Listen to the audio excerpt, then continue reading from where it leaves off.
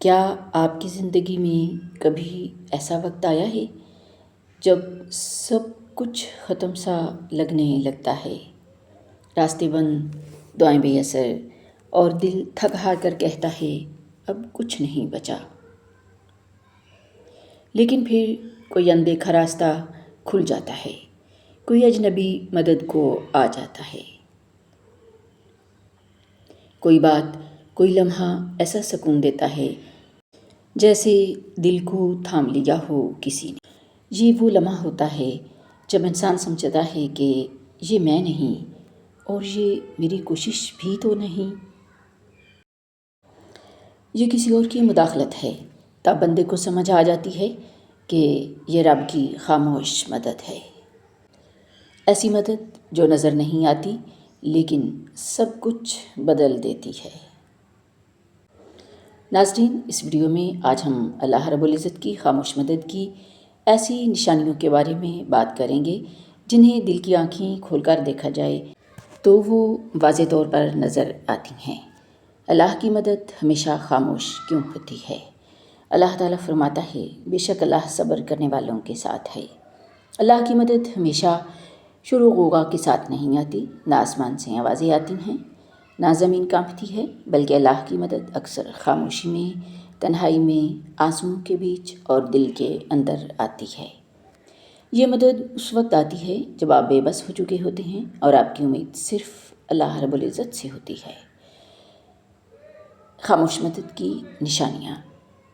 اب ہم بات کریں گے ان خاص نشانیوں کی جو بتاتی ہیں کہ اللہ آپ کی مدد فرما رہا ہے، خاموشی سے، بغیر اعلان کیے۔ دل کا بے وجہ مطمئن ہونا۔ آپ کا دل غم میں ڈوبا ہوا تھا، پریشان تھا، مگر اچانک سکون آ جاتا ہے۔ کوئی وجہ نہیں، کوئی دوا نہیں، بس دل کو سکون۔ یہ اللہ کی طرف سے طمانینت ہوتی ہے۔ دعا کی قبولیت ایسے وقت میں جب آپ بھول چکے ہوں۔ کبھی ایسا ہوتا ہے کہ آپ نے برسوں پہلے کوئی دعا مانگی تھی اور آپ اسے بھول چکے ہوتے ہیں، مگر اچانک وہ چیز آپ کی زندگی میں آ جاتی ہے۔ یہ اللہ کی حکمت ہے، وہ دیر سے دیتا ہے مگر بہترین وقت پر دیتا ہے۔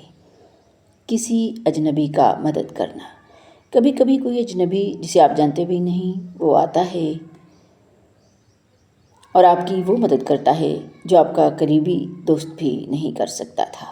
یہ اللہ کا بندہ ہوتا ہے جو خاموش مدد کا ذریعہ بنتا ہے۔ گناہوں سے بچ جانے کی توفیق۔ کبھی آپ کسی بہت بڑے گناہ کے قریب ہوتے ہیں مگر کوئی ایسا واقعہ ہو جاتا ہے جو آپ کو روک دیتا ہے۔ یہ اللہ کی مدد ہے جو آپ کے نفس اور شیطان کے وار کو روک دیتی ہے۔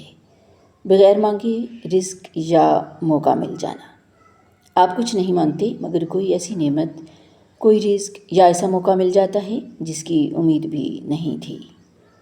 یہ وہ لمحہ ہوتا ہے جب رب آپ پر رحم فرماتا ہے بغیر آواز لگائے۔ مگر ایسے میں سوال پیدا ہوتا ہے کہ آپ خاموش مدد کو کیسے محسوس کر سکتے ہیں؟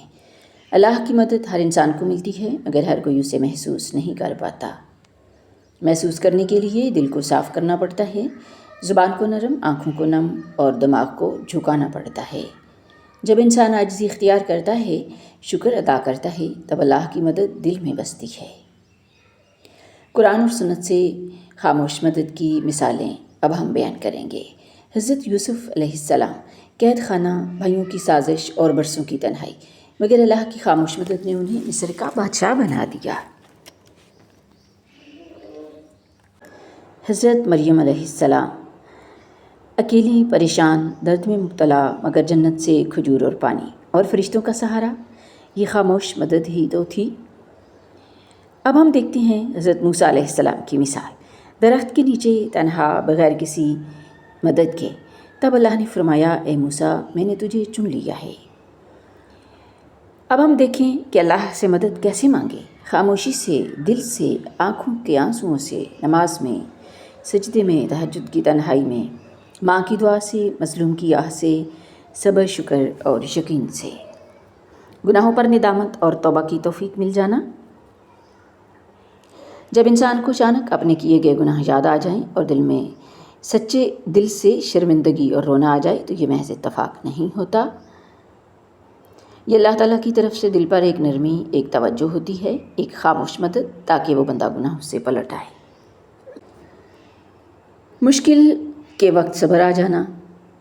کبھی زندگی میں کوئی ایسا دکھ یا صدمہ آتا ہے جسے انسان کاٹ نہیں سکتا، لیکن پھر بھی آپ چیخنے یا گلہ کرنے کی بجائے صبر سے برداشت کر لیتے ہیں۔ یہ طاقت آپ کی نہیں ہوتی، یہ اللہ کی طرف سے عطا کردہ صبر کی مدد ہوتی ہے۔ ایسا شخص مل جانا جو دل کا بوجھ ہلکا کر دے۔ کبھی ایسا شخص اچانک زندگی میں آتا ہے جو آپ کو سنتا ہے، سمجھتا ہے، بغیر کسی مطلب کے ساتھ دیتا ہے۔ ایسے لوگ اللہ کی بھیجی ہوئی خاموش مدد کے فرشتے ہوتے ہیں جو بس آپ کے لیے مقرر کیے جاتے ہیں۔ اللہ کی طرف بار بار پلٹنے کی خواہش پیدا ہونا۔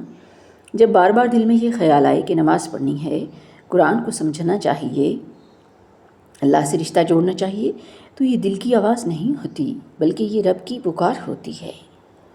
یہ اندر کی بے چینی اللہ تعالیٰ کی طرف سے دی جانے والی ایک خاموش دعوت ہوتی ہے واپس لوٹنے کے لیے۔ دوستو، یاد رکھو، اللہ ہمیشہ ہمارے قریب ہے، چاہے ہم دیکھ سکیں یا نہ دیکھ سکیں۔